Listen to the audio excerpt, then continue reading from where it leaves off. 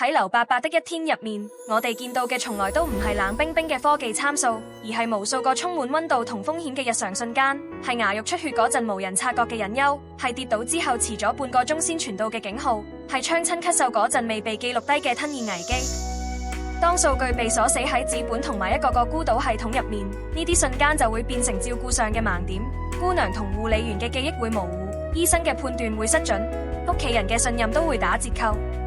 而動態數據截取嘅價值，從來都唔係在於 AI、雲端呢啲名詞，而在於令每一次刷牙、每一餐飯、每一次跌倒，都可以被即時見到、被準確回應。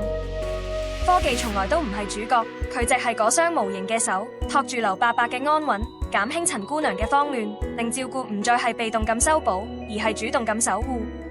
呢份被見到嘅安心，先係我哋想透過科技專業傳遞嘅最樸實嘅人民關懷。I see, so I care.